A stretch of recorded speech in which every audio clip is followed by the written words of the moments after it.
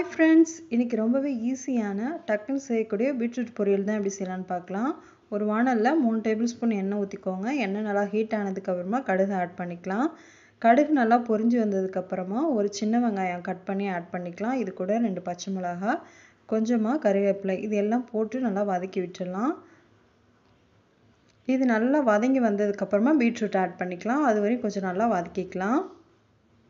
இது பீட்ரூட் கூட மிக்சிங் ஆனதுனால கலர் கொஞ்சம் சேஞ்ச் ஆகிடுச்சு, வேறு ஒன்றும் இல்லை. இது நல்லா கொஞ்சம் வதக்கி விட்டாச்சு. இது கூட நம்ம இப்போ பீட்ரூட்டையும் ஆட் பண்ணிக்கலாம். நல்லா துருக்கி எடுத்து வச்ச பீட்ரூட்டை ஆட் பண்ணிக்கலாம்.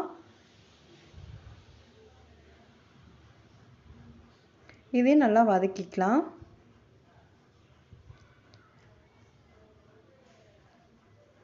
நல்லா ஒரு 5 மினிட்ஸ் வரையும் நல்லா வதக்கிக்கோங்க. இது நல்லா வதங்கினதுக்கப்புறமா இதுக்கு 1/4 டேபிள் ஸ்பூன் அளவுக்கு நம்ம உப்பு சேர்த்துக்கலாம். இதில் நைஸ் உப்பை நீங்கள் ஆட் பண்ணிக்கோங்க. கல் உப்பு அவ்வளோ சீக்கிரம் கரையாது. ஸோ இதையும் போட்டுட்டு நல்லா இந்த மாதிரி வதக்கிவிட்டு லைட்டாக தண்ணி ஆட் பண்ணிக்கலாம். கொஞ்சமாக தண்ணி ஆட் பண்ணி லைட்டாக அப்படி வதக்கி விட்டுட்டு ஒரு 5 மினிட்ஸ் குக் ஆகட்டும், வெயிட் பண்ணுங்கள்.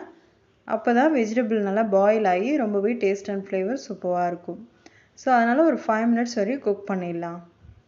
குக் பண்ணதுக்கப்புறம் இந்த தண்ணி எல்லாம் சுருண்டு இந்த மாதிரி வந்துடும், வற்றி போய் ரொம்பவே டேஸ்டியான சூப்பரான பொரியல் ரெடி ஆகிடுச்சு. நீங்களும் உங்கள் வீட்டில் இதே மெத்தடில் ட்ரை பண்ணி பாருங்கள்.